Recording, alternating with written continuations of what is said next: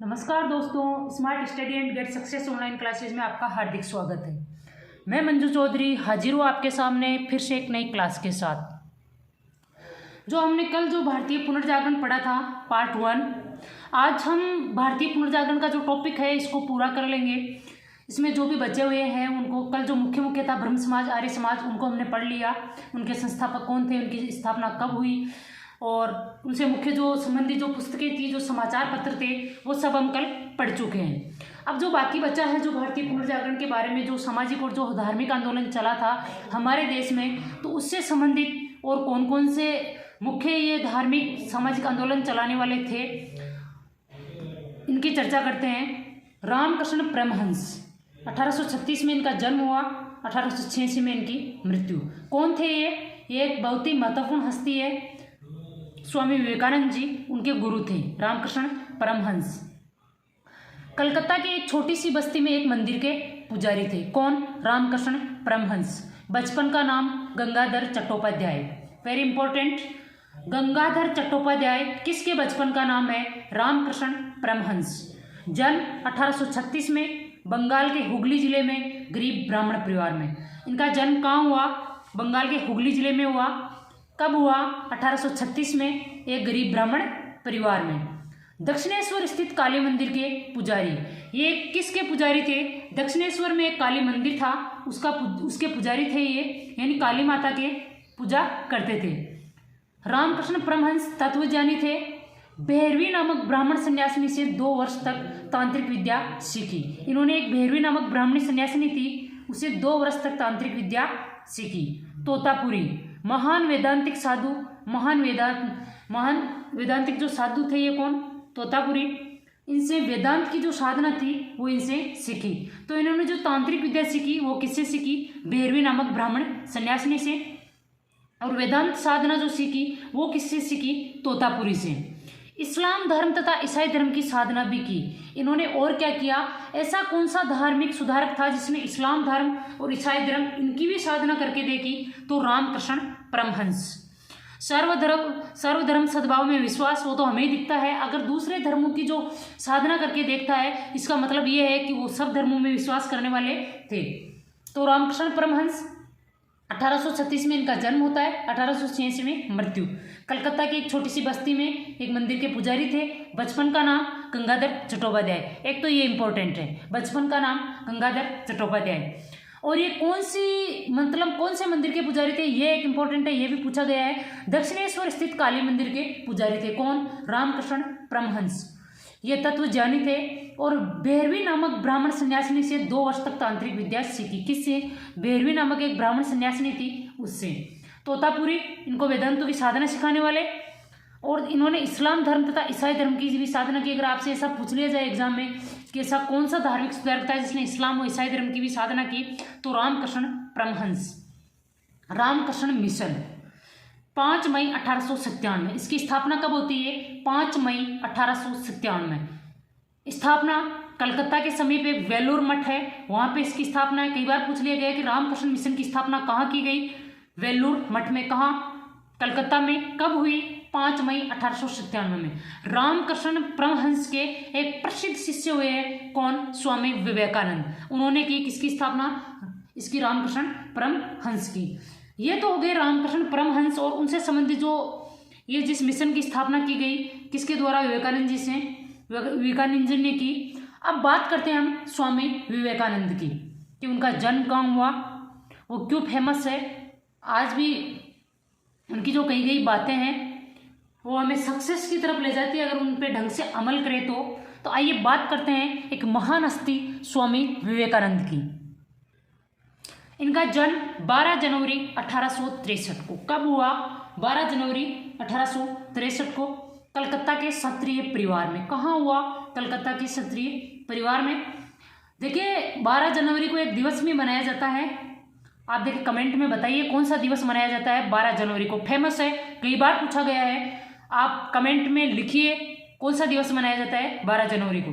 बचपन का नाम नरेंद्र नाथ दत्त। कई बार पूछा गया है कि स्वामी विवेकानंद जी के बचपन का नाम क्या था? नरेंद्र नाथ दत्त। नवंबर 1880 में रामकृष्ण परमहंस से प्रथम भेंट। रामकृष्ण परमहंस से प्रथम भेंट इनकी कब हुई? नवंबर 1880 में। तब इन्होंने रामकृष्ण परमहंस से पूछा था कि आपने भगवान को देखा है? तब उन्होंने जवाब दिया था कि हाँ, मैंने भगवान को वैसे ही देखा है जैसे मैं आपको देख रहा हूँ। तो इनकी पहली मुलाकात कब हुई रामकृष्ण परमहंस से? नवंबर 1880 में। विवेकानंद नाम खेतड़ी महाराजा अजीत सिंह ने दिया। देखिए, क्वेश्चन पूछा गया है कि विवेकानंद जी का राजस्थान के कौन से राजा से ताल्लुक था? तो खेतड़ी के महाराजा थे अजीत सिंह। उन्होंने इनको क्या नाम दिया? जो विवेकानंद जो नाम दिया गया है उन्हीं की देन है। वित्तीय सहायता देकर शिकागो के विश्व धर्म सम्मेलन में भेजा।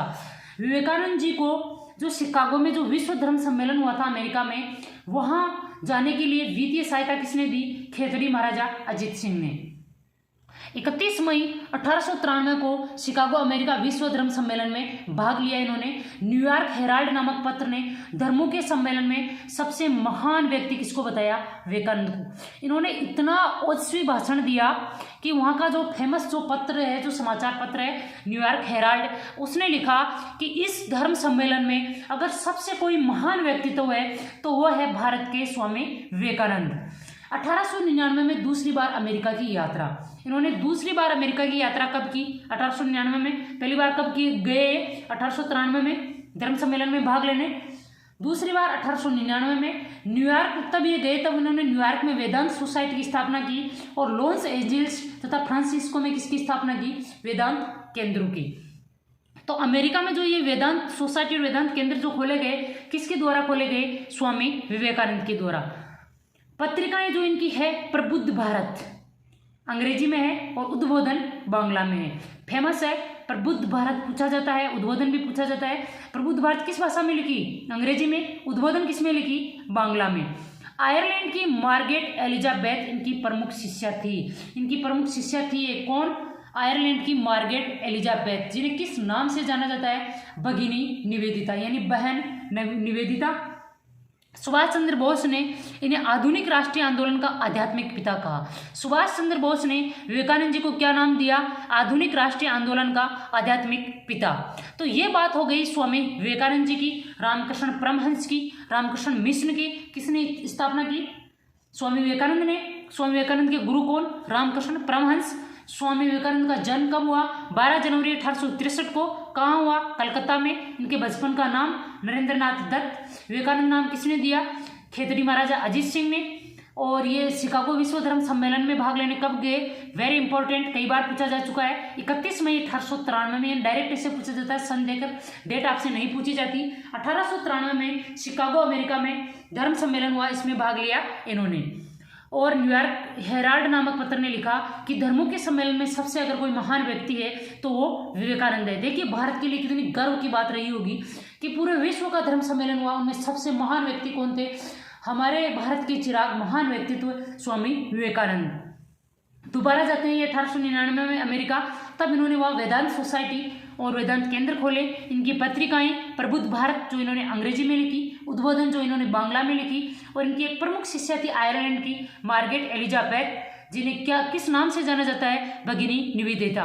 और सुभाष चंद्र बोस ने इन्हें आधुनिक राष्ट्रीय आंदोलन का आध्यात्मिक पिता कहा है। किसने आधुनिक राष्ट्रीय आंदोलन का आध्यात्मिक पिता स्वामी विवेकानंद को कहा है? तो सुभाष चंद्र बोस। अब हम बात करते हैं ईश्वर चंद्र विद्यासागर। इनका जन्म कब हुआ? 1802 में। इनकी मृत्यु कब हुई? 1891 में। देखिए, इनके पीछे विद्यासागर क्यों लगाया गया है? ये पढ़ाई में बहुत ज़्यादा इंटेलिजेंट थे, इन्होंने बहुत जल्दी डिग्रियां हासिल कर ली थी, इसलिए इनका नाम क्या, पीछे इनकी क्या उपाधि लग गई? विद्यासागर। विद्या का जो सागर, यानी जिसका कोई था ना हो। भाई सागर बहुत बड़ा होता है, तो विद्या का सागर ईश्वर चंद्र विद्यासागर। प्रसिद्ध समाज सुधारक एवं शिक्षाविद। इनका जन्म कहाँ हुआ? बंगाल में। बंगाल में समाज सुधारक और बालिकाओं को शिक्षा के क्षेत्रों में महत्वपूर्ण कार्य किया। इन्होंने क्या किया? बंगाल में समाज सुधारक और जो बालिकाएं थी उनकी शिक्षा के क्षेत्र में महत्वपूर्ण कार्य किया। 52 ग्रंथों की रचना की इन्होंने। कितने ग्रंथों की रचना की? 52 ग्रंथों की। इनमें से 17 किसमें लिखी इन्होंने? संस्कृत भाषा में। अब देखिए, विद्वान ही था, 17 ग्रंथ लिख दिए इन्होंने संस्कृत भाषा में। यहाँ एक एग्जाम तक पास नहीं होता हमसे अगर संस्कृत भाषा में ले लिया जाए तो। विद्वान थे, 52 ग्रंथों की रचना कर दी। देख लीजिए, हमें नोट्स बनाने में जोर आता है, मेरे तो हाथ दुखता है, कौन नोट्स बनाए? पुनर्विवाह के लिए आंदोलन चलाया इन्होंने। किसके लिए आंदोलन चलाया? पुनर्विवाह के लिए। परिणाम स्वरूप 1856 में विधवा पुनर्विवाह कानून पारित हुआ। कई बार पूछा जा चुका है, विधवा पुनर्विवाह कानून कब पारित हुआ? 1856 में। लड़कियों के लिए 36 विद्यालयों की स्थापना की इन्होंने। बाल विवाह व बहुविवाह का तीव्र विरोध किया इन्होंने बाल विवाह और जो बहुविवाह होता है यानी एक से ज्यादा पत्नियां रखने की जो प्रथा थी उसका विरोध किया। तो ईश्वर चंद्र विद्यासागर कहाँ जन्म हुआ?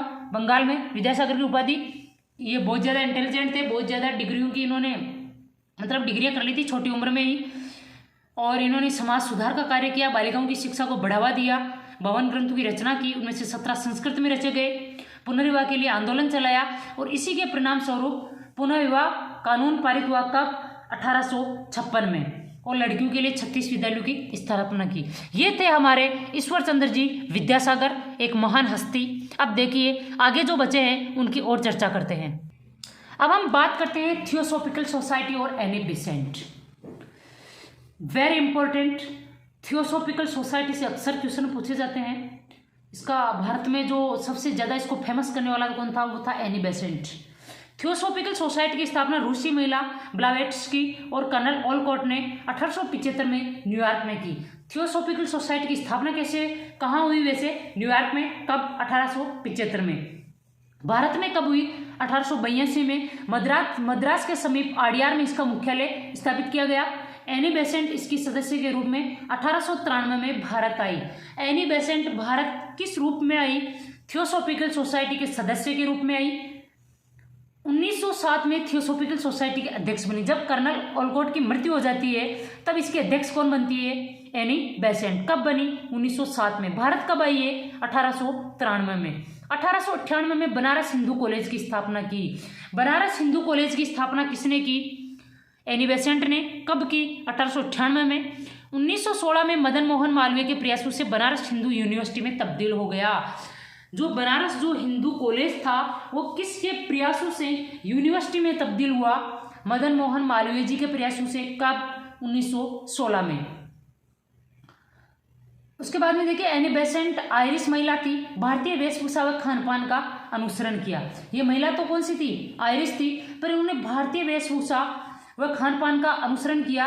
इनका कहना था कि मेरा पूर्व जन्म जो हुआ था वो किस में हुआ था? भारत में हुआ था, इसलिए मैं भारत की हूँ, ये मेरे खून में कल्चरल, ये सब कुछ इसने भारत की वेशभूषा, भारत का खान पान सब अपना लिया था। और 1915 में इन्होंने एक आंदोलन भी चलाया था, होम रूल लीग आंदोलन, जो बाद में 1916 में और किसने चलाया? तिलक ने। देखिए समाचार पत्र इन्होंने कौन कौन से निकाले थे? और एनी बेसेंट ने अपने दत्तक पुत्र जो इन्होंने गोद लिया था उसको क्या कहा था? जनाकृष्ण मूर्ति को कृष्ण का अवतार घोषित कर दिया था। इन्होंने एक दत्तक पुत्र लिया था यानी गोद लिया था पुत्र, उसको किसका अवतार घोषित कर दिया? कृष्ण का अवतार घोषित कर दिया। समाचार पत्र कॉमनवेल्थ किसका समाचार पत्र है? कई बार वेरी इंपॉर्टेंट, कॉमनवेल्थ और न्यू इंडिया। कॉमनवेल्थ किसका समाचार पत्र है? एनी बेसेंट का। अखिल भारतीय कांग्रेस की अध्यक्ष चुनी गई। देखिए अखिल भारतीय कांग्रेस की अध्यक्ष पहली महिला कौन चुनी गई? Annie Besant.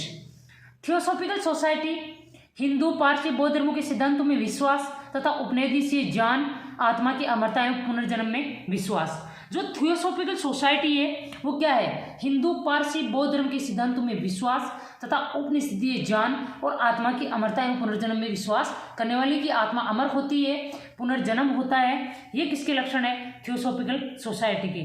तो ये थी अपनी थियोसॉफिकल सोसाइटी और एनी बेसेंट। इसकी स्थापना कहाँ हुई? वैसे 1875 में हुई, न्यूयॉर्क में हुई। एक रूसी महिला थी ब्लावेट्स्की एवं कर्नल ओलकॉट ने की। भारत में कब हुई? 1882 में। कहाँ हुई? मद्रास में। एनी बेसेंट इसके सदस्य के रूप में 1893 में भारत आई। 1907 में इसके अध्यक्ष बनी। उसके बाद में इन्होंने बनारस हिंदू कॉलेज की उससे पहले स्थापना की थी 1898 में। 1916 में मदन मोहन मालवीय ने उसको हिंदू यूनिवर्सिटी के रूप में तब्दील करवा दिया। और ये भारतीय वेशभूषा से और इससे बहुत ज़्यादा प्रभावित थी, इसलिए इन्होंने सब कुछ ये अपना लिया था। और इनकी जो कॉमनवेल्थ और न्यू इंडिया है वो किसकी पत्रिका है? एनी बेसेंट की। अब हम बात करते हैं सत्यशोधक समाज, वेरी इंपॉर्टेंट। स्थापना 1873 में किसने की? ज्योतिबा फुले ने। ज्योतिबा फुले 1827 में इनका जन्म हुआ, 1890 में इनकी मृत्यु हुई। 1827 ईस्वी में जन्म पुणे में एक निम्न परिवार में हुआ। उच्च वर्गीय नहीं थे ये, निम्न वर्गीय थे। तो पुणे में एक निम्न जो वर्ण का जो परिवार था उसमें इनका जन्म हुआ। कब हुआ? 1827 में। इनके पूर्वज पेशवाओं को पुष्प और फूल मालाएं भेजते थे, अतः फूले कहा जाने लगे। इनके जो पूर्वज थे, वो जो पेशवा थे, उन पेशवाओं को फूल मालाएं भेजते थे, अतः इन्हें क्या कहा जाने लगा? फूले। दलितों को सामाजिक न्याय और आत्मसम्मान दिलाने में महत्वपूर्ण भूमिका। जो दलितों को जो सामाजिक न्याय मिला और जो आत्मसम्मान मिला, उसको दिलाने में महत्वपूर्ण भूमिका किसकी रही? ज्योतिबा फुले की। 1854 में दलितों के लिए विद्यालय, विधवाओं के लिए अनाथालय खोला। इन्होंने 1854 में दलितों के लिए विद्यालय खोला, विधवाओं के लिए अनाथालय खोला। ठीक है, वेरी इंपॉर्टेंट। जो इनसे जो अधिकतर जो इनसे संबंधित जो क्वेश्चन पूछा जाता है, गुलामगिरी पुस्तक किसकी है? अभी लेटेस्ट पूछी गई थी, इनमें इतने एग्जाम में से एक में तो पूछी गई थी। गुलामगिरी पुस्तक किसकी है? ज्योतिबा फुले की। कब लिखी गई? 1872 में। तो इससे टॉपिक से संबंधित देखिए 2 क्वेश्चन इंपॉर्टेंट है। सत्य शोधक समाज की स्थापना किसने की? ज्योतिबा फुले ने। गुलामगिरी की पुस्तक किसकी है? ज्योतिबा फुले की। ये बात हो गई ज्योतिबा फुले जी की। एक बात ये भी ध्यान रखना इसमें कि इनका जो जन्म है वो निम्न परिवार में हुआ था। अब बात करते हैं आगे। कूका आंदोलन। इससे कूका आंदोलन का दूसरा नाम क्या है? नामधारी आंदोलन। कहाँ चला ये? पंजाब में। शुरुआत भाई बालक सिंह ने की थी और इसको लोकप्रिय किसने बनाया? शिष्य, उनके जो शिष्य थे राम सिंह, उन्होंने बनाया। तो कूका आंदोलन कहाँ चला? पंजाब में। इसको नामधारी आंदोलन भी बोलते हैं, यानी पंजाब के सिखों के द्वारा चलाया गया कौन सा? कूका आंदोलन या नामधारी आंदोलन। समाज में व्याप्त कुरीतियों का व ब्रिटिश शासन का विरोध। इन्होंने विरोध किसका किया? समाज में जो व्याप्त कुरीतियां हैं उनका। अब कुरीतियां आप अच्छे से जानते हैं, ये जो सती प्रथा है, उसके बाद में ये पर्दा प्रथा है, बाकी बाल विवाह है, स्त्रियों को शिक्षा नहीं देना, निम्न वर्ण, ये वो, ये जो सब जितनी भी कुरीतियां हैं, इनका और ब्रिटिश शासन का विरोध किया। किसमें? कूका आंदोलन वालों ने। पंजाब में राष्ट्रभक्ति की भावना जगाने में उल्लेखनीय भूमिका। पंजाब में राष्ट्रभक्ति की जो भावना जगाई गई उसमें उल्लेखनीय भूमिका किसकी है? कूका आंदोलन की। सफेद वस्त्र एवं पगड़ी धारण। कूका आंदोलन वाले लोग सफेद वस्त्र एवं पगड़ी धारण करते थे। वे कूक जिसे बोलते कूक, कोयल क्या करती है? कूकती है, यानी आवाज निकालती, उसका जो बोलना होता है, तो वे कूक में एकत्रित होते थे, इसलिए कूका कहलाए। यानी वो जैसे कोयल कूकती है ना, वैसे चिल्लाकर कूकते थे, उसकी आवाज से एकत्रित होते थे, इसलिए क्या कहलाए? कूका। विवाह पर अधिक खर्च व कन्यावध का विरोध किया इन्होंने, क्योंकि कन्यावध का जो महत्वपूर्ण कारण क्या था? विवाह पर अधिक खर्च होना। देखिए, किसी के जन्म हो जाता था कन्या का, तो वो पहले दहेज वेज ऐसे देना, फिर राजा का उससे विवाह के समय उससे और टैक्स लेना, तो इससे लोग परेशान हो गए थे और जैसे ही कन्या जन्म होते उसे मार देते थे। तो इन्होंने विवाह पर जो अधिक खर्च होता था और कन्यावध का विरोध किया इन्होंने। नामधारी सिखों ने अप्रैल 1871 में गौ हत्या के विरोध में बुच्चड़खानों पर आक्रमण प्रारंभ कर दिया। जो नामधारी सिख थे, यानी जो कूका आंदोलन वाले सिख थे, उन्होंने अप्रैल 1871 में गौ हत्या के विरोध में बुच्चड़खाने, यानी जहाँ पे गायों को काटा जाता था, उन पर आक्रमण प्रारंभ कर दिया और अंग्रेजों ने कूका अनुयायियों को बुरी तरह कुचला और 68 कुकाओं की जान ले ली। तो अंग्रेजों ने क्या किया? इनको बुरी तरह कुचला। अब अंग्रेज क्या थे? जो भी अंग्रेजों के खिलाफ सर उठाते थे उनको बुरी तरह से कुचल देते थे ताकि दूसरे हिमाकत ना करे। तो अंग्रेजों ने इन अनुयायियों को बुरी तरह से कुचला और 68 कुकाओं की जान ले ली। राम सिंह को निर्वासित कर बर्मा भेज दिया, यानी राम सिंह को देश निकाला दे दिया। कहाँ भेज दिया? बर्मा, जहाँ भी म्यांमार है। 1885 में उनका वहाँ पे निधन हो गया। तो कूका आंदोलन कहाँ चला? पंजाब में। शुरुआत किसने की? भाई बालक सिंह ने। लोकप्रिय किसने बनाया? राम सिंह जी ने। और ये पंजाब में राष्ट्रभक्ति की भावना जगाने में उल्लेखनीय इन्होंने भूमिका निभाई, कुरीतियों का विरोध किया, इसलिए कूका कहलाए। बुच्चड़खानों पर इन्होंने जब आक्रमण प्रारंभ कर दिया तो फिर इनको बुरी तरह कुचला गया। राम सिंह को यहाँ से देश निकाला दे दिया गया और कहाँ भेज दिया गया? बर्मा में। अब हम बात करते हैं यंग बंगाल आंदोलन। ये किसने चलाया? इसके प्रवर्तक थे हेनरी विवियन डेराजियो। अब देखिए, हेनरी विवियन डेराजियो एक टीचर थे जिन्होंने कौन सा आंदोलन चलाया? यंग बंगाल आंदोलन। वेरी फेमस, कई बार पूछा गया है। अब देखिए, इन्होंने और भी संस्थाओं की स्थापना की थी। वो कौन कौन सी है? Academic association, society for the exhibition of general knowledge, Anglo Indian Hindu association, बंग हित सभा और डिबेटिंग क्लब। इन्होंने इनकी भी स्थापना की। Academic association, society for the exhibition of general knowledge, Anglo Indian Hindu association और बंग हित सभा, यानी बंगाल के हित में जो सभा, और डिबेटिंग क्लब। हेनरी विवियन जो डेराजियो थे, इनके समाचार पत्र थे प्रमुख। कौन कौन से? ईस्ट इंडिया, इंडिया गजट, और Calcutta Sahitya gazette. Henry Vivian डेराजियो के 3 प्रमुख समाचार पत्र कौन कौन से? East India, India Gazette, Calcutta Sahitya gazette. अब देखिए डेराजियो के बारे में कुछ और क्वेश्चन पूछे जाते हैं जो इम्पोर्टेंट है। आधुनिक भारत का प्रथम राष्ट्रवादी कवि किसे कहा गया है? डेराजियो को। आधुनिक भारत का प्रथम राष्ट्रवादी कवि किसको कहा जाता है? डेराजियो को। फ्रांसीसी क्रांति से प्रभावित स्वतंत्र चिंतन व वैज्ञानिक तर्क शक्ति, ये जो फ्रांस में जो क्रांति हुई उससे प्रभावित थे और स्वतंत्र चिंतन व वैज्ञानिक तर्क शक्ति पर बल देते थे। ये कि आप जो भी सोचो उसको स्वतंत्र तरीके से सोचो और वैज्ञानिक तर्क शक्ति पर बल देते थे। ये राजा राम मोहन राय की परंपरा को आगे बढ़ाया। इन्होंने क्या किया? राजा राम मोहन राय ने जो परंपरा चलाई उसको आगे बढ़ाया। राजा राम मोहन राय किसके पक्षधर थे? अंग्रेजी शिक्षा के, तो उसको आगे बढ़ाया इन्होंने। 1831 में मात्र 22 वर्ष की आयु में हैजे से मृत्यु। 1831 में इनकी मात्र 22 वर्ष की आयु में हैजे से मृत्यु हो गई। सुरेंद्रनाथ बनर्जी ने इनके अनुयायियों को बंगाल में आधुनिक सभ्यता के अग्रदूत एवं हमारी जाति के पिता कहा। सुरेंद्रनाथ बनर्जी ने जो इनके अनुयायी थे बंगाल में, उनको क्या कहा? आधुनिक सभ्यता के अग्रदूत एवं हमारी जाति के पिता कहा। धार्मिक आडंबरों व अंधविश्वासों का विरोध। सीधी सी बात है, अगर जो राजा राम मोहन की परंपरा को आगे बढ़ाएगा राय की, तो वो किसका विरोध करेगा? जो धार्मिक आडंबर है, मूर्ति पूजा, ये वो अंधविश्वास जितने भी है, डाकन प्रथा, सती प्रथा, सब कुछ इनका विरोध ही करेगा। तो यंग बंगाल आंदोलन, कौन इसके प्रवर्तक? Henry Vivian Derozio. इनकी जो 3 समाचार पत्र है, East India, India Gazette, Calcutta Sahitya Gazette. आधुनिक भारत का प्रथम राष्ट्रवादी कवि डेराजियो। और किससे प्रभावित थे ये? राजा राम मोहन राय से। और इनके जो अनुयायी थे उनको आधुनिक सभ्यता के अग्रदूत हमारी जाति के पिता किसने कहा? सुरेंद्रनाथ बनर्जी ने। ये थे हमारे हेनरी विवियन डेराजियो। अब चर्चा करते हैं आगे। अलीगढ़ आंदोलन, प्रवर्तक कौन? सर सैयद अहमद खां। 1857 ईस्वी के विद्रोह के समय कंपनी की न्यायिक सेवा में अलीगढ़ जो आंदोलन हुआ, इसके प्रवर्तक कौन थे? सर सैयद अहमद खां। 1857 की जो क्रांति हुई उसके समय कंपनी की न्यायिक सेवा में थे ये। 1857 के बाद अंग्रेजों के मन में मुसलमानों के प्रति उत्पन्न अविश्वास को कम करने का प्रयास किया। 1857 के बाद में इन्होंने अंग्रेजों के मन में मुसलमानों के प्रति उत्पन्न जो अविश्वास था कि ये तो दंगे वगैरह करते हैं, वो कम करने का प्रयास किया। यानी इन्होंने यह दर्शाया कि मुसलमान आपके प्रति विरोधी नहीं है, आपके भक्त है, आपके अंग्रेज भक्त है मुसलमान। तो ये करने का प्रयास किया इन्होंने। मुस्लिम समाज के आधुनिकीकरण पर बल दिया। इन्होंने कहा अंग्रेजों से लड़ने से कुछ नहीं पड़ा है, आप इंग्लिश पढ़ो अच्छे से और अच्छे से सक्सेस हो। इसके लिए अंग्रेजी शिक्षा अनिवार्य मानते थे। मुस्लिम समाज के जो आधुनिकीकरण पर ये बल देते थे कि मुस्लिम समाज का आधुनिकीकरण हो, जो पीछे की जो पहले की जो रूढ़िवादियाँ जो है उनको छोड़ दिया जाए। इसके लिए क्या मानते थे कि अंग्रेजी शिक्षा अनिवार्य रूप से मुसलमानों को पढ़ाई जाए।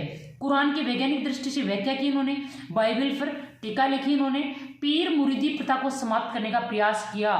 मुसलमानों में जो प्रथा होती है पीर मुरीदी, पीर कौन? गुरु, मुरीद कौन? उसका शिष्य। तो इस प्रथा को समाप्त करने का प्रयास किसने किया? सर सैयद अहमद खान ने। इसे क्या बोलते हैं? अलीगढ़ आंदोलन बोलते हैं इसे। इन्होंने जो धार्मिक सुधार आंदोलन चलाया। सर सैयद अहमद खान की संस्थाएं, मोहम्मदन लिटरेरी सोसाइटी कलकत्ता 1863 में, साइंटिफिक सोसाइटी, देखिए ये इंपॉर्टेंट है, पूछी जाती है। साइंटिफिक सोसाइटी की स्थापना किसने की? सर सैयद अहमद खान ने। कब? 1864 में। मुस्लिम एंग्लो ओरिएंटल स्कूल, ये भी पूछी जाती है। 1875 में इसकी स्थापना की किसने? सर सैयद अहमद खान ने। वर्ष 1920 में अलीगढ़ मुस्लिम विश्वविद्यालय में तब्दील। ये जो अलीगढ़ मुस्लिम विश्वविद्यालय है उसमें तब्दील हो गया कौन? मुस्लिम एंग्लो ओरिएंटल स्कूल। 1888 में United Indians Patriotic association, Banaras के राजा शिव प्रसाद के साथ मिलकर कांग्रेस की विरोधी संस्था। इन्होंने 1888 में बनारस के राजा थे शिव प्रसाद, उनके साथ मिलकर एक कांग्रेस का विरोध करने वाली संस्था बनाई। कौन सी? United Indians Patriotic Association. कब बनाई? 1888 में। अब बात करते हैं सर सैयद अहमद खान ने कौन कौन सी फेमस जो इनकी पत्रिकाएं हैं वो लिखी। तहजीब उल अखलाक, सभ्यता और नैतिकता, राजभक्त मुसलमान। और इन्होंने और क्या लिखा कि हम अंग्रेजों के राजभक्त हैं, हम विरोधी नहीं है। सैयद अहमद खान प्रारंभ में हिंदू मुस्लिम एकता के कट्टर समर्थक थे। सैयद अहमद खान जब प्रारंभ में जब इन्होंने ये धार्मिक सामाजिक सुधार आंदोलन शुरू किया था उस समय ये हिंदू मुस्लिम एकता के कट्टर समर्थक थे। और इन्होंने क्या तर्क दिया था कि हिंदू व मुस्लिम एक सुंदर वधु भारत की दो आंखें हैं। हिंदू और मुस्लिम कौन है? एक सुंदर वधु है, उसकी दोनों आंखें कौन है? भारत में जो हिंदू और जो मुसलमान रहते हैं वो एक आंख, मतलब जब एक नहीं रहेगा इनमें से तो किसी काम की नहीं रहेगी, वो उसकी सुंदरता खो जाएगी। ये तर्क था किसका? सर सैयद अहमद खां का। ये कथन देकर हो सकता है पूछ लिया जाए। कालांतर में मुस्लिम हितों के अधिक पक्षपाती हो गए, फिर धीरे धीरे ये किसके पक्षपाती हो गए? मुस्लिमों के पक्षपाती हो गए। हिंदू और मुस्लिम न केवल दो राष्ट्र अपितु विरोधी राष्ट्र है। कालांतर में आते आते इन्होंने क्या कथन कहा? हिंदू व मुस्लिम न केवल दो राष्ट्र अपितु विरोधी राष्ट्र भी है। किसने कहा? सर सैयद अहमद खान ने। देखिए कैसे इनका विचार चेंज हुआ। पहले क्या बोलते थे कि एक के बिना दूसरे की सुंदरता ही खत्म हो जाएगी जब हिंदू मुस्लिम अलग हो जाएंगे, और बाद में क्या बोलते हैं कि हिंदू और मुस्लिम न केवल दो राष्ट्र है अपितु विरोधी राष्ट्र है। चिराग अली, अल्ताफ हुसैन अली, उर्दू शायर व नज़ीर अहमद भी अलीगढ़ आंदोलन से जुड़े। ये था अलीगढ़ आंदोलन जो मुसलमानों के समाज में सुधार लाने के लिए किसने चलाया था? सर सैयद अहमद खान ने। अब देखिए चर्चा करते हैं आगे। अब बात करते हैं देवबंद आंदोलन की। 1867 में देवबंद सहारनपुर कहाँ में? सहारनपुर यूपी में। संस्थापक रशीद अहमद गंगोई और मोहम्मद कासिम ननौतवी। 1857 की क्रांति में विद्रोह सैनिक इसमें शामिल हुए। इसे दार उल उलूम आंदोलन भी कहा जाता है। 1857 की जो क्रांति में जो विद्रोही सैनिक थे वो इसमें जाकर शामिल हो गए और इसे दार उल उलूम आंदोलन भी कहा जाता है। प्रमुख उद्देश्य धार्मिक शिक्षक तैयार करना, विद्यालयों में अंग्रेजी शिक्षा पर प्रतिबंध, अंग्रेजी सरकार के साथ असहयोग, इस्लाम की नैतिक व धार्मिक पुनरुद्धार कर मूल स्वरूप स्थापित। ये क्या था? देखिए ये संगठन अलग ही था। देवबंद आंदोलन ये कट्टर विरोधी थे किसके? अंग्रेजों के। इनका प्रमुख उद्देश्य क्या था कि धार्मिक शिक्षक तैयार किए जाए, विद्यालयों में अंग्रेजी जो शिक्षा दी जाती है और उस पर पूरी तरह से प्रतिबंध लगे, और अंग्रेजी सरकार के साथ असहयोग, इस्लाम का नैतिक व धार्मिक पुनरुद्धार कर मूल स्वरूप स्थापित करे। कि ये जो इस्लाम का जो चेंज हुआ स्वरूप है इसको वापस कुरान के तरीके से नैतिक व धार्मिक बनाया जाए और इसको मूल स्वरूप में से स्थापित किया जाए। महमूद उल हसन द्वारा इस आंदोलन को राजनीतिक स्वरूप दिया गया। इस आंदोलन को राजनीतिक स्वरूप किसके द्वारा दिया गया? महमूद उल हसन द्वारा।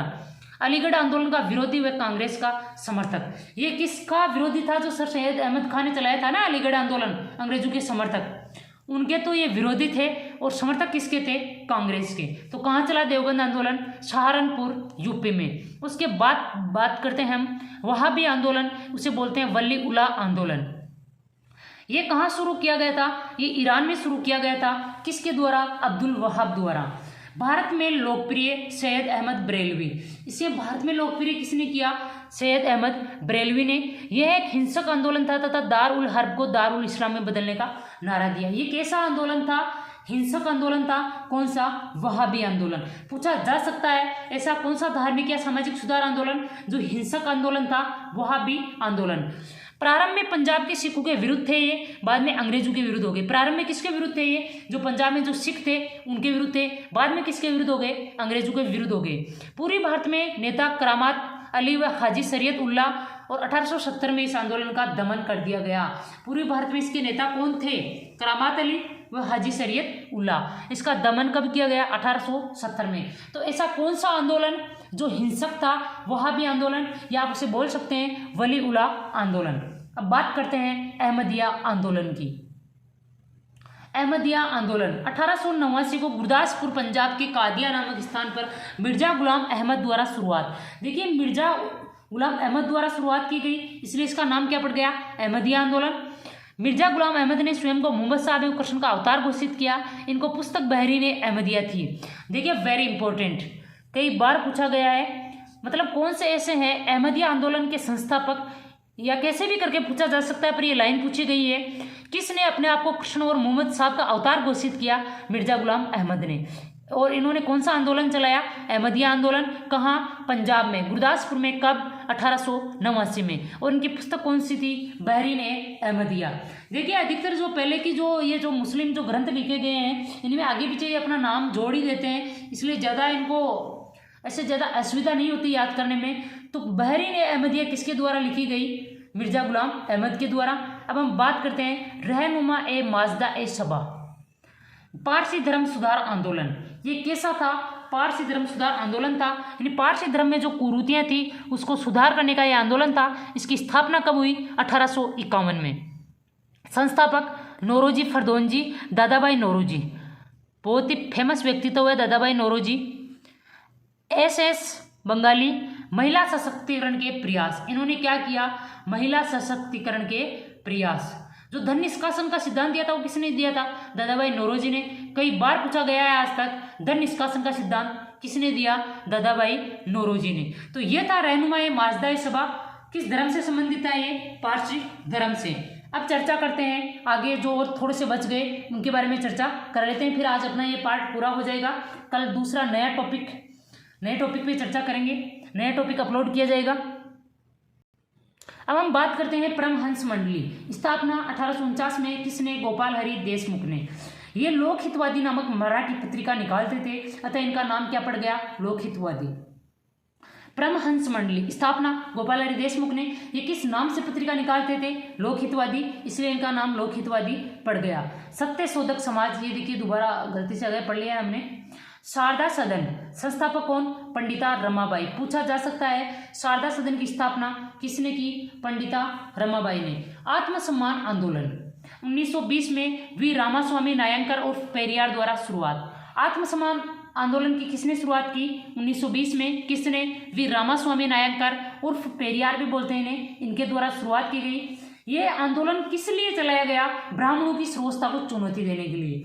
पहले कि ये अब तो और कम हो गया है, जब हमारा देश आज़ाद नहीं हुआ था, जब राजाओं का शासन था, बहुत कंडीशन खराब थी, ब्राह्मण को सबसे ज़्यादा श्रेष्ठता दी जाती थी, उसके बाद में क्षत्रिय को, उसके बाद में वैश्य को, उसके बाद में शूद्र को। तो शूद्रों की हालत बहुत ज़्यादा खराब थी, उनकी दशा सुधारने के लिए उनको मंदिर में किसी में प्रवेश नहीं दिया जाता था।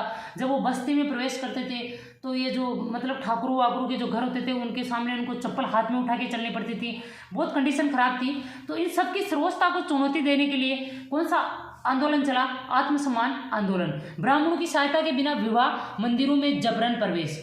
अब ये बिना ब्राह्मणों की सहायता के विवाह करने लगे कि ब्राह्मण ऐसे कौन से होते हैं जो वो शादी करवाएंगे, हम तो खुद ही कर लेंगे, और मंदिरों में जबरदस्ती प्रवेश करने लगे। तथा मनुस्मृति, यानी जो ब्राह्मण ग्रंथ है, जो ब्राह्मणों का जो बड़ा, मनुस्मृति को जलाने के लिए आंदोलन चलाए गए। किसके द्वारा, आत्मसम्मान आंदोलन वालों के लिए। पेरियार द्वारा तमिल भाषा में रामायण की रचना की गई, जिसे सच्ची रामायण कहा गया। और पेरियार ने एक रामायण की रचना की जिसे क्या कहा गया, सच्ची रामायण। तो आत्मसम्मान आंदोलन किसने चलाया, पेरियार ने। सिख धर्म सुधार आंदोलन, अब सिख के धर्म में सुधार लाने के, देखिए पहले हमने कुका आंदोलन पढ़ लिया अच्छे से, अब और क्या क्या चलाया वो देख लेते हैं। देखिए कुका आंदोलन का नाम फिर से दे दिया है मैंने, नामधारी आंदोलन या कुका आंदोलन किसके द्वारा, बाबा राम सिंह द्वारा। बाबा दयालदास द्वारा चलाया गया कौन सा, निरंकारी आंदोलन, बाबा राम सिंह द्वारा नामधारी आंदोलन। 1870 में अमृतसर में सिंह सभा आंदोलन प्रारंभ। 1870 में अमृतसर में कौन सा आंदोलन प्रारंभ हुआ, सिंह सभा। अमृतसर में खालसा की स्थापना में सहायता और बहुत से गुरुद्वारे व विद्यालय स्थापित। इस सिंह सभा ने क्या किया, अमृतसर में खालसा की स्थापना की, उसकी स्थापना में सहायता की और बहुत से गुरुद्वारे व विद्यालय स्थापित किए। गुरुमुखी और पंजाबी साहित्य को विशेष प्रोत्साहन दिया। इन्होंने किसको प्रोत्साहन दिया, गुरुमुखी और पंजाबी साहित्य को। वास्तविक गतिविधियों में 1970 में अकाली आंदोलन के साथ प्रारंभ हुआ। ये जो पंजाबी साहित्य के, इसके लिए जो विशेष प्रोत्साहन है गुरुमुखी, इसके लिए वास्तविक जो गतिविधियां थी उनमें ये कब आंदोलन चालू हुआ, 1970 में। किसके द्वारा, इसे क्या कहा जाता है, अकाली आंदोलन के साथ प्रारंभ। अकालियों का मुख्य उद्देश्य क्या था, गुरुद्वारों का प्रबंध सुधारना। अकालियों का मुख्य उद्देश्य क्या था, गुरुद्वारों का जो प्रबंध था उसको सुधारना, कि गुरुद्वारे का जो प्रबंध है उसमें सुधार किया जाए। 1921 में अकालियों के नेतृत्व में सिख जनता ने महंतों के विरुद्ध अहिंसात्मक असहयोग सत्याग्रह आंदोलन प्रारंभ किया। 1921 में अकालियों के नेतृत्व में किसने, सिख नेता, जो सिख जनता थी उसने महंतों के विरुद्ध, जो महंत होते थे उनके विरुद्ध अहिंसात्मक असहयोग और सत्याग्रह आंदोलन प्रारंभ किया। और 1922 में सरकार झुकी और उसने कौन सा अधिनियम बना दिया, सिख गुरुद्वारा अधिनियम पारित। तो सिख गुरुद्वारा अधिनियम पारित कब हुआ, 1922 में। सिखों के धर्म सुधार आंदोलन के लिए जो 2 दिन ये आंदोलन फेमस है, निरंकारी आंदोलन किसने चलाया, बाबा दयालदास ने। और नामधारी आंदोलन को फेमस किसने किया, कुका आंदोलन को राम सिंह ने, वैसे तो बालक सिंह ने चलाया था ये। और अमृतसर में सिंह सभा का आंदोलन प्रारंभ हुआ, जिसने खालसा की स्थापना में सहयोग दिया और बहुत से गुरुद्वारे खोले। अब हम बात करते हैं वाईकोम सत्याग्रह की, एक प्रकार का गांधीवादी आंदोलन। कैसा, जो गांधी की शिक्षा पे चले वो कैसा हो जाएगा, गांधीवादी हो जाएगा। तो ब्राह्मणवाद के विरुद्ध तथा मंदिर प्रवेश में लेकर चलाया गया। ये जो वाईकोम सत्याग्रह है ये किस लिए चलाया गया? ब्राह्मणवाद के विरुद्ध, कि ये जो ब्राह्मण अपनी झाड़ते रहते हैं ना सारे दिन, ये करना वो करना, ये आप अछूत हो, ये हो वो हो, ऐसे पाप लगता है, तो ये ब्राह्मणवाद के विरुद्ध चला। और मंदिर में जो प्रवेश नहीं करने दिया जाता था शूद्रों को, जो निम्न वर्ण के लोग थे उनको, तो उसके प्रवेश को लेकर चलाया गया। एजवा वर्ग के उत्थान की बात करता था। ये किसकी बात करता था? जो एजवा वर्ग था उसके उत्थान की बात करता था। 19वीं सदी के अंत तक केरल में नारायण गुरु, एन कुमारन, टी.के. माधवन जैसे बुद्धिजीवियों ने छुआछूत के खिलाफ आवाज उठाई। 19वीं सदी के अंत तक केरल में कहाँ चलाया गया ये? केरल में। तो नारायण गुरु, एन कुमारन, टी.के. माधवन, इन्होंने छुआछूत के खिलाफ आवाज उठाई। नंबूदरियों, उच्च ब्राह्मण के संगठन, योगक्षेम सभा ने भी इसको समर्थन दिया तथा मंदिरों में निम्न वर्ग के प्रवेश को लेकर सवर्णों के संगठन, नायर सर्विस सोसाइटी, नायर समाज व केरल हिंदू सभा ने इस आंदोलन का समर्थन किया। तो इन्होंने इसका समर्थन किया, क्या इनको मंदिरों में प्रवेश मिलना चाहिए और ब्राह्मणवाद को खत्म किया जाना चाहिए। ये था वाइकोम सत्याग्रह। अब हम बात कर लेते हैं। देखिए ये जो 2-3 टॉपिक ऐसे हैं, जैसे विधवा पुनर्विवाह, इसके बारे में किसने कब क्या किया, सती प्रथा के बारे में कब किसने क्या किया, स्पेशली इनसे पूछा जाता है, इसलिए मैंने छांट कर अलग लिखा है कि विधवा पुनर्विवाह के बारे में कब कब किसने क्या कदम उठाए, सती प्रथा के लिए किसने क्या कदम उठाए। देखिए देखते हैं विधवा पुनर्विवाह अधिनियम जो पहला पारित हुआ था ईश्वर चंद्र विद्यासागर जी के प्रयासों से, कब? 1856 में। हिंदू विधवा पुनर्विवाह अधिनियम 1856 की धारा 15 के तहत विधवा विवाह को मान्यता दी गई। जो ये जो अधिनियम था 1856 का, उसके कौन सी धारा के तहत विधवा विवाह को मान्यता दी गई? धारा 15 के तहत। लॉर्ड कैनिंग द्वारा ईश्वर चंद्र विद्यासागर के प्रयासों से। देखिए सती प्रथा पर रोक किसने लगाई? लॉर्ड विलियम बेंटिंक ने। और ये जो हिंदू विधवा पुनर्विवाह अधिनियम, इसको पारित किसने किया? लॉर्ड कैनिंग द्वारा किया गया। ये उनके प्रयासों से लागू किया गया। और इसमें सबसे ज़्यादा हाथ जिन्होंने ये काम करवाया, कौन? ईश्वर चंद्र विद्यासागर। 7 दिसंबर 1856 को कलकत्ता में पहला कानूनी हिंदू पुनर्विवाह संपन्न हुआ। कब हुआ? फिर इसकी कार्रवाई कब शुरू हुई? 7 दिसंबर 1856 को कलकत्ता में पहला कानूनी हिंदू पुनर्विवाह संपन्न हुआ। 1889 में डी.के. कर्वे, पूना में विधवा आश्रम की स्थापना, विधवा पुनर्विवाह संघ के सचिव। 1889 में डी.के. कर्वे ने कहाँ? पूना में किसकी स्थापना की? विधवा आश्रम की। और विधवा पुनर्विवाह संघ के सचिव रहे कौन? डी.के. कर्वे। उसके बाद में हम बात करते हैं 1800, उसके पहले की 1850 की, विष्णु शास्त्री पंडित ने विधवा विवाह समाज की स्थापना की। किसने की? विष्णु शास्त्री पंडित ने। किसकी स्थापना की? विधवा विवाह समाज की। 1852 में करसोनदास मलजी ने विधवा विवाह के समर्थन के लिए गुजराती भाषा में सत्य प्रकाश नाम से पत्रिका प्रकाशित की। किसने? करसनदास मलजी ने। कब? 1852 में। अब देखिए अभी आरएस के एग्जाम में पूछा गया था, वेरी इंपॉर्टेंट है और रिपीट हो सकता है। किसने, मतलब वहाँ जो तमिलनाडु में जो चला था, वीर शैलिंगम ने राजा मुंद्री सोशल रिफॉर्म की स्थापना की। इस संस्था का मुख्य उद्देश्य विधवा विवाह को बढ़ावा देना। कब? 1878 में। तो वीर शैलिंगम तो ऑप्शन में था और विधवा विवाह को बढ़ावा किसने दिया? फिर उसमें ऑप्शन थे जिसमें एक नाम था वीर शैलिंगम ने राजा मुंद्री सोशल रिफॉर्म की स्थापना की और बढ़ावा किसको दिया? विधवा विवाह को। वेरी इंपॉर्टेंट, छाप के रख लेना दिमाग में आप। यानी कि विधवा पुनर्विवाह अधिनियम, देखिए ये हमारी कमजोरी पकड़ते हैं अधिकतर हम, इधर वाला ये हमेशा से पढ़ते आए हैं, ये नहीं पूछेंगे, ये उधर वाला पूछेंगे जिसको हम पढ़ते ही नहीं है, जो दक्षिण भारत से अधिकतर संबंधित होता है। तो इन बातों को खासकर ध्यान रखिए। वीर शैलिंगम ने किसको बढ़ावा दिया? विधवा विवाह को। अभी लेटेस्ट आरएस के प्री एग्जाम में ये पूछा गया था। अब बात करते हैं आगे। अब हम बात करते हैं महिला शिक्षा की, किसने कितना योगदान दिया इसमें। 1819 में ईसाई मिशनरीज ने कलकत्ता में तरुण स्त्री सभा की स्थापना की। कब? 1819 में। सबसे पहले आप यही मानो, क्योंकि उससे पहले तो जब अंग्रेज, देखो एक तरफ से तो अच्छा ही हुआ, अगर जब आप विस्तृत अध्ययन करते हैं, ये तो देश को बर्बाद ही कर गए। बाकी वैसी बहुत सी चीजें, आज आप जिस लोकतंत्र में जी रहे हैं ये अंग्रेजों की देन है। उन्होंने क्या राजे महाराजे ऐसा कर पाते? क्या आपसे कभी वो शिकंजा हटता? नहीं। जब अंग्रेज आए, गुलाम हुआ, तो ये देश स्वतंत्र हुआ, लोकतंत्र की स्थापना हुई और बहुत सारी चीजें इन्होंने, ये सती प्रथा, ये जो फालतू की प्रथाएं हैं वो सब बंद कर दी, वरना पता नहीं क्या होता, देश किस तरफ चला जाता आज। तो ये एक तरफ से तो आपको अंग्रेजों का शुक्रिया करना चाहिए कि वो आए, इसलिए इतना सुधार हुआ। जितने भी ये जो, चाहे उन्होंने अपने फायदे के लिए ही किया हो, रेलवे की स्थापना, इन सब की स्थापना पर उन्होंने किया, विकास किया और बहुत सारे सामाजिक सुधार किए इन्होंने। तो सबसे पहले जो स्त्री शिक्षा के लिए ईसाई मिशनरीज ने कलकत्ता में किसकी स्थापना की? तरुण स्त्री सभा की। 1849 में जेडी बेटन ने कलकत्ता में बालिका विद्यालय की स्थापना की। ईश्वर चंद्र विद्यासागर ने 35 से अधिक बालिका विद्यालयों की स्थापना की। जेडी बेटन ने कलकत्ता में बालिका विद्यालय की स्थापना की कब? 1849 में। 1906 में डीके कर्वे ने बम्बई में भारतीय महिला विश्वविद्यालय की स्थापना की। बम्बई में भारतीय महिला विश्वविद्यालय की स्थापना कब हुई? 1906 में। किसने की? डीके कर्वे ने। देखिए 1906 में भारतीय महिला विश्वविद्यालय की स्थापना हो गई थी। सोचो उस टाइम ये लोग कितना कर रहे थे स्त्रियों की शिक्षा के लिए। और आज भी अपने यहाँ ऐसा नहीं है कि कहीं पे भारतीय महिला विश्वविद्यालय, अब तक तो बहुत सारे खुल जाना चाहिए था। फिर भी अगर आप बैकग्राउंड में अभी गांव में जाके देखते हैं तो लड़कियों की शिक्षा में भी बहुत ज़्यादा कमी है। और उस समय अंग्रेजों ने भारतीय महिलाओं के लिए विश्वविद्यालयों की स्थापना, भाई उन्होंने परमिशन दी तभी जाके खुले हैं। तो इन्होंने स्त्री शिक्षा को भी बढ़ावा दिया। ये नहीं मानते थे कि लड़की ऐसे होती है लड़का वैसे होता है।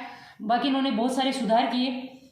बाल विवाह 1872 में केशव चंद्र सेन के प्रयासों से सिविल मैरिज एक्ट यानी नेटिव मैरिज एक्ट पारित हुआ।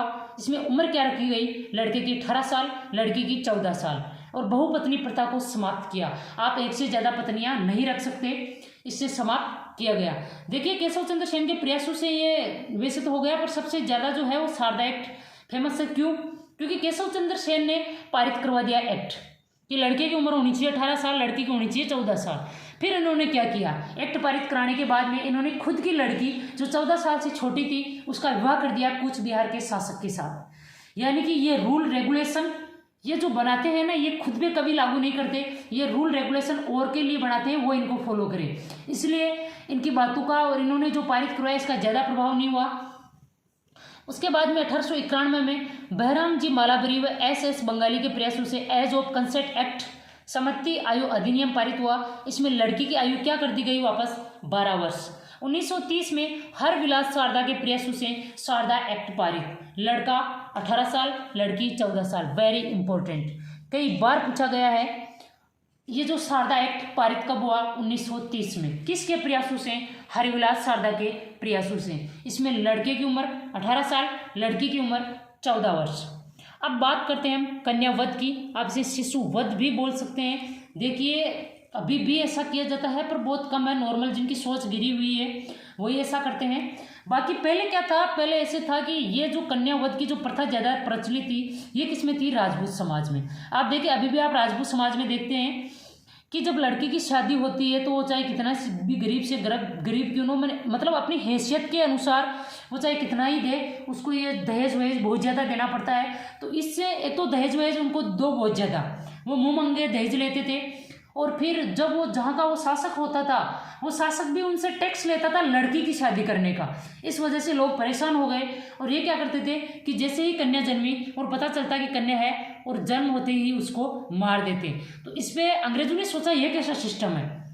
अंग्रेजों को ऐसा नहीं होता, ऐसे ये फालतू की चीज़ें नहीं होती थी। तो कन्यावध सामान्यतः राजपूतों में प्रचलित। किस में प्रचलित थी? राजपूतों में।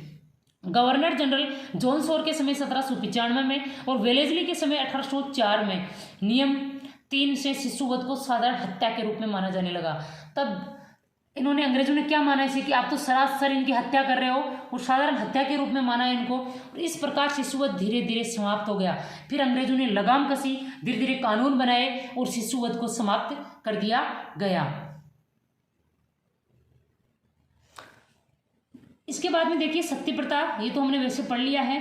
ये एक ही फेमस 1829 में लॉर्ड विलियम बेंटिंग सती प्रथा को प्रतिबंधित किया। प्रारंभ में कहाँ हुई? ये बंगाल में लागू हुई, क्योंकि वो जो अपने थे जिन्हें भारत के आधुनिक मतलब जो पुरुष कहा जाता है राजा राम मोहन राय, इनकी कृपा से लागू हुआ। ये पारित कराने में राजा राम मोहन राय की महत्वपूर्ण भूमिका, उन्होंने ही पारित करवाया था। कब? 1829 में। किसने किया? लॉर्ड विलियम बेंटिंग ने। वेरी इंपॉर्टेंट, कई बार पूछा जा चुका है और हम दोबारा जिक्र कर रहे हैं इसका। बहुत ही सरल क्वेश्चन है। अगर ऐसे क्वेश्चनों का अगर आप नंबर माइनस में करके आ जाते हैं एग्जाम में तो बहुत नुकसान उठाना पड़ता है इस चीज़ का। इसके बाद में देखिए ठगी प्रथा। ठग जानते हैं अच्छे से, जो ठग लेता है हमें। तो लॉर्ड विलियम बेंटिंग ने ठगी प्रथा का उन्मूलन किया, यानी इसको समाप्त किया। इसके लिए उन्होंने एक अधिकारी कर्नल स्लीमैन की नियुक्ति की और 1837 ईस्वी तक ठगों का दमन कर दिया गया। किसने? लॉर्ड विलियम बेंटिंक ने। सती प्रथा भी किसने समाप्त की? लॉर्ड विलियम बेंटिक ने। और ठगी प्रथा भी किसने समाप्त की? लॉर्ड विलियम बेंटिक ने। उसके बाद में देखिए नरबली प्रथा, देखिए कैसी कैसी प्रथाएं थी। अब शासन ऐसा था, राजाओं का शासन था, उनको किसी भी पंडित ने बता दिया महाराज ये करवाना है, यहाँ पे नरबली की यहाँ पे ये मनुष्य की बलि लगेगी, ये महल बन रहा है उसमें ईंटों में चिना दिया जाए, उसमें नींव में चिना दिया जाए। ऐसा भी होता था जैसे मेहरानगढ़ में यहाँ 2 जनों की बलि ली गई है, कहीं भी अभी तो जानवरों की बलि ली जाती है, वैसे मनुष्यों की बलि ली जाती थी। नरबली जो प्रथा थी, सोचिए अगर राजाओं का राज अभी होता तो आप किस हाल में होते। तो नरबली प्रथा, इसको समाप्त करने का श्रेय किसे जाता है? हॉर्डिंग प्रथम को। इसके लिए उसने कैंपबेल की नियुक्ति की। किसकी नियुक्ति की? कैंपबेल की। और 1844-45 तक यह प्रथा समाप्त हो गई। और नरबली प्रथा मुख्यतः खोंड जनजाति में प्रचलित। किस में प्रचलित? खोंड जनजाति में। ले जाके जबरदस्ती उठा के उसको पकड़ा और वहाँ खड़ा किया, ये लो साथ दे दी बलि, 1 सेकंड में सब खेल खत्म। तो इसको समाप्त किया गया, हॉर्डिंग प्रथम को जाता है इसका श्रेय, और उसने नियुक्ति की थी कैंपबेल की। 1844-45 तक ये प्रथा समाप्त कर दी गई। दास प्रथा, जो दास बनाते थे, लोगों को दास बना के रखते थे, जैसे नौकर भी एक अच्छा होता है, उसको बेचारे को सैलरी तो मिलती है, दासों की तो ये कंडीशन थी आप दास को मार सकते हैं, उसके साथ कुछ भी कर सकते हैं। दासों के बेचारों की हालत खराब कर रखी थी, उनसे सारे दिन काम लिया जाता, उनको 2 रोज की रोटी भी अच्छे से नहीं दी जाती, उनके साथ चाहे जैसे अमानवीय व्यवहार किया जाता था। तो गवर्नर जनरल लॉर्ड एलनब्रो ने 1843 में दास प्रथा को प्रतिबंधित कर दिया। किसने प्रतिबंधित किया दास प्रथा को? गवर्नर जनरल लॉर्ड एलनब्रो ने। कब किया? 1843 में। 1833 के अधिनियम में निर्देश था कि दास प्रथा को समाप्त कर दिया जाएगा। 1833 का जो अधिनियम आया उसमें यह निर्देश था कि ये जो दास प्रथा है उसको समाप्त कर दिया जाए, क्योंकि जो पहले वाले राजा थे, जैसे कि आप सुनते हैं सबसे ज़्यादा जो राणा रतन सिंह की जो राणा पद्मिनी, जो रानी पद्मिनी थी, जिसपे ये पिक्चर भी बनी है पद्मावत, जब ये आई थी शादी करके तो अपने साथ 1600 दासियाँ लाई थी। मतलब दासों से तो अच्छा भेड़ बकरियों का हाल होता है, भेड़ बकरियों से ज़्यादा कंडीशन खराब कर रखी थी इन लोगों की। तो इस प्रथा को समाप्त करने का श्रेय किसको जाता है? अच्छा हुआ भला था बेचारा कोई लॉर्ड एलनब्रो, उसने इस दास प्रथा को समाप्त किया और प्रतिबंधित कर दिया। किस अधिनियम के अनुसार दास प्रथा को समाप्त किया? 1833 के अधिनियम के अनुसार। तो ये थी आज की हमारी क्लास भारतीय पुनर्जागरण का पार्ट 2। भारतीय पुनर्जागरण का टॉपिक पूरा हो चुका है। इससे संबंधित जितने भी क्वेश्चन पूछे जाते हैं, जो भी टॉपिक पूछे जाते हैं, वो मैंने सब पूरा इसमें मैटर देने की कोशिश की है। उम्मीद है आपको क्लास पसंद में आई होगी, समझ भी आई होगी। अगर आपको क्लास पसंद आए तो लाइक एंड कमेंट कीजिए और शेयर कीजिए, सब्सक्राइब कीजिए चैनल को।